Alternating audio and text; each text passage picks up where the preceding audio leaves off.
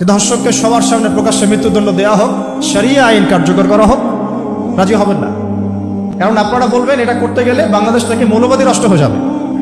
এই সময়টুকুতে যদি আমরা হেলায় ফেলায় আমাদের দিনটাকে ঠাট্টার ছলে গ্রহণ করি, এই বাচ্চার কথা কেউ মনে রাখবে না, এই বাচ্চাটার কথা কেউ মনে রাখবে না।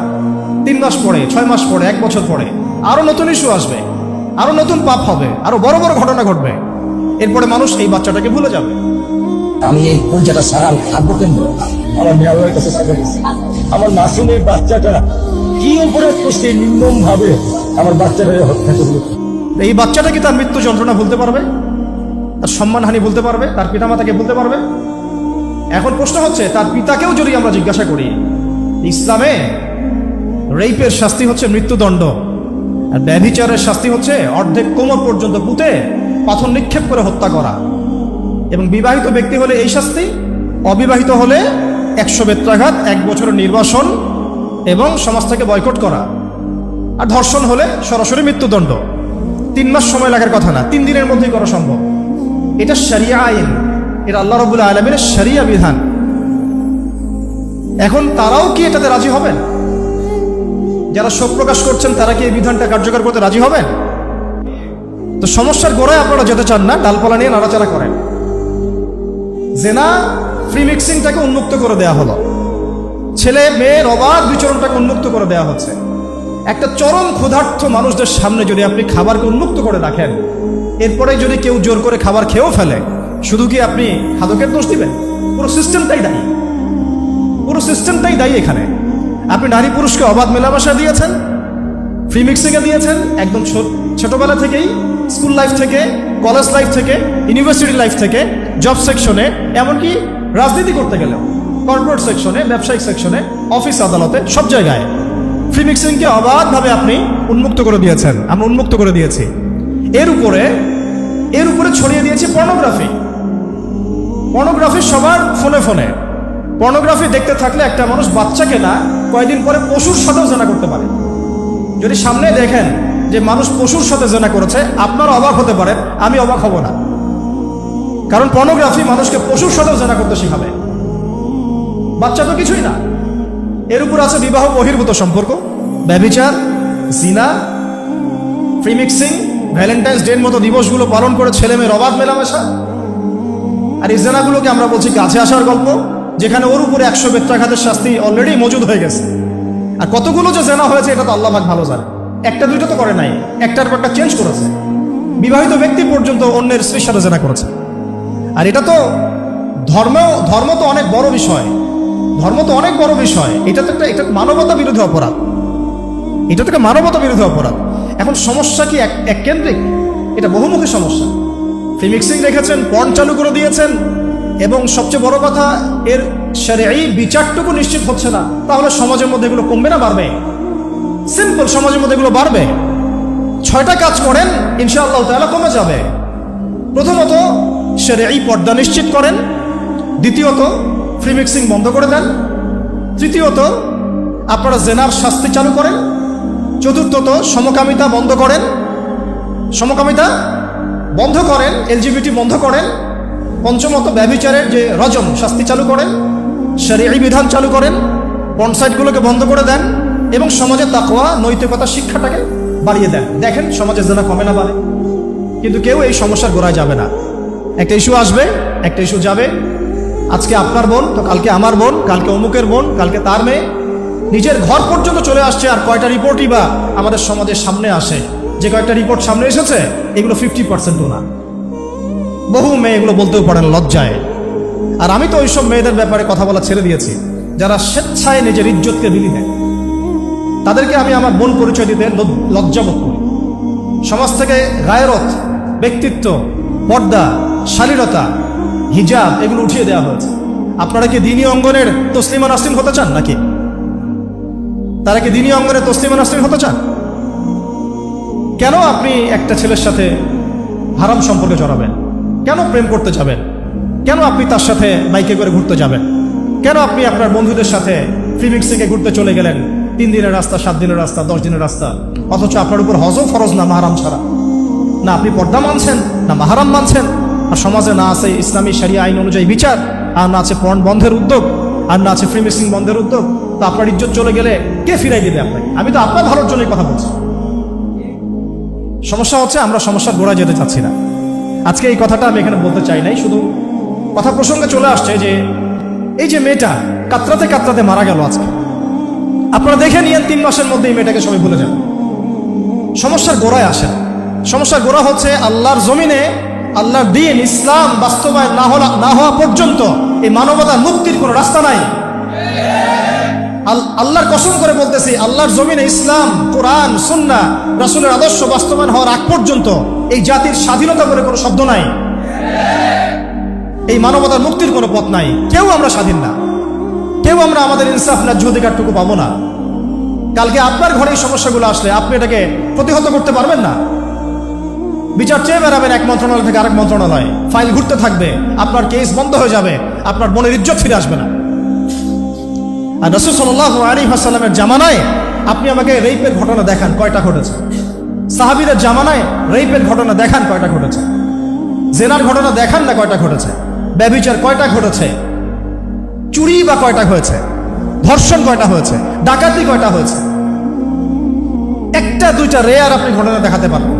এবং যখন সেই ঘটনা ঘটেছে ইনস্ট্যান্ট দেন নবী সাল্লাল্লাহু আলাইহি ওয়াসাল্লাম শরীয়ত আইন বাস্তবায়ন করেছেন।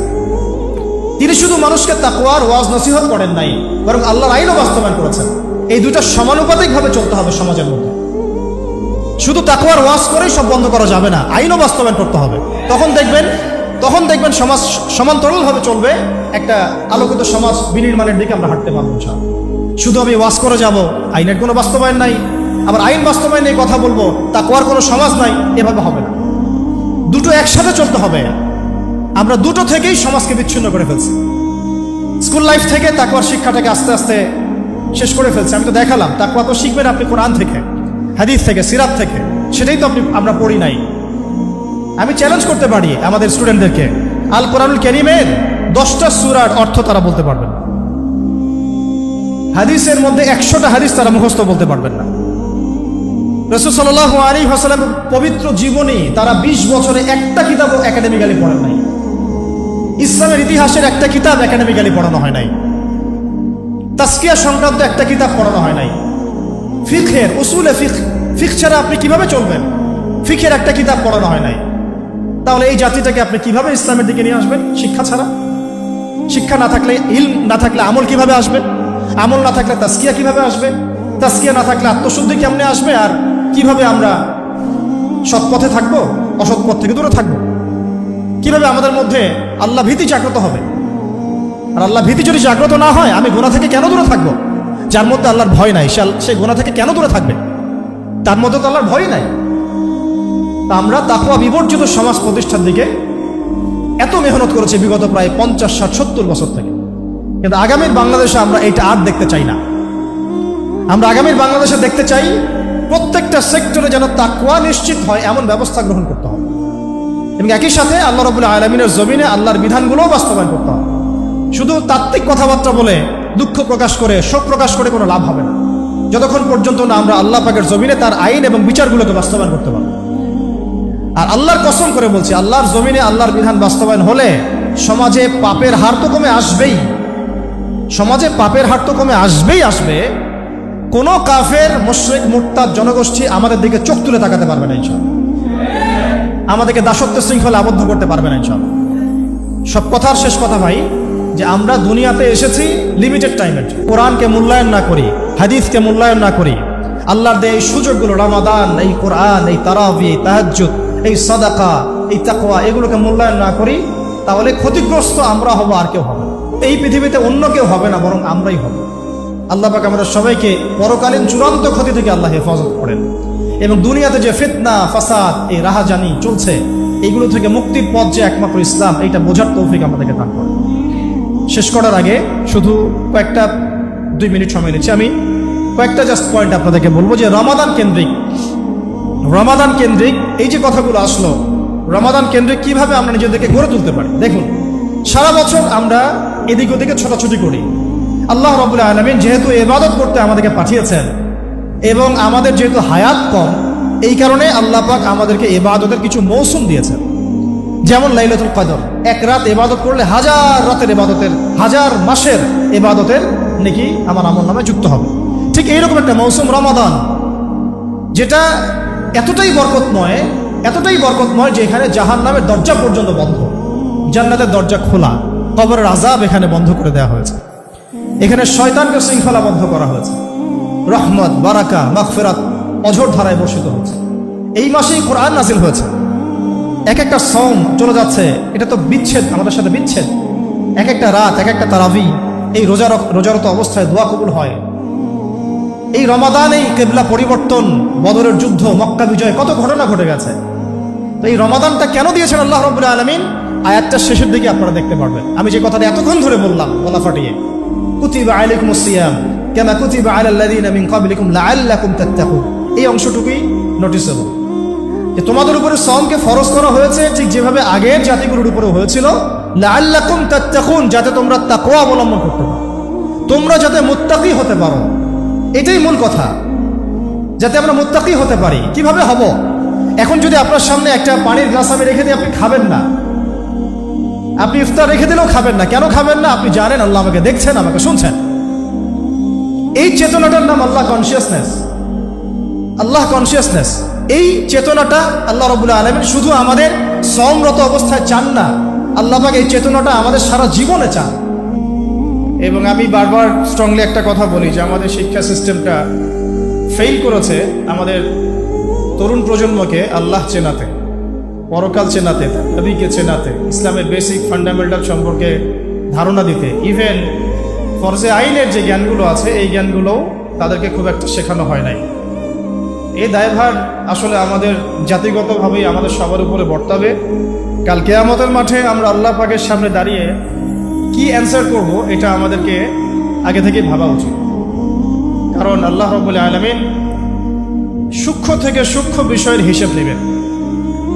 সুম্মা লাতুসআলুন্না ইয়াওমাইযিন আনিন নাঈম, ঠান্ডা পানি দিয়ে ইফতার করব আমরা, এটার হিসেব নেওয়া হবে। ওই এক টুকরা খেজুরের হিসেব নেওয়া হবে।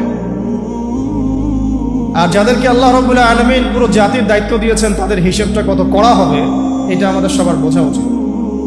এতটুকু নসিহত হিসেবে যথেষ্ট। রাসূলুল্লাহ সাল্লাল্লাহু আলাইহি ওয়াসাল্লাম বলেছেন, আলা কুল্লুকুম রাঈন, তোমাদের প্রত্যেকেই দায়িত্বশীল, ওয়া কুল্লুকুম মাসউলুন আন রাইয়াতিহি, এবং তোমাদের প্রত্যেকেই যার যার দায়িত্ব সম্পর্কে জিজ্ঞাসিত হবে।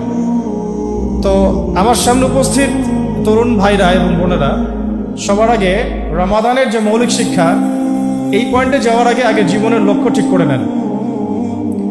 দুনিয়াতে এসেছেন কি জন্যে, থাকবেন কতদিন, কোথা থেকে এসেছেন, কোথায় যাবেন, মাঝখানের কাজটুকু কি করা যাবে, কি করা যাবে না, কি করলে কি হবে, এর ফলাফলটা আমাদেরকে দুনিয়াতেই ঠিক করতে হবে। একবার চলে গেলে দ্বিতীয়বার ফিরে আসার কোনো সুযোগ থাকবে না। একবার চলে গেলে দ্বিতীয়বার এগুলো নিয়ে আলোচনা করার, ফিরে আসার, ভাবারও কোনো সুযোগ থাকবে না। আল্লাহ পাক আমাদেরকে কথাগুলো বোঝার তৌফিক দান করুন।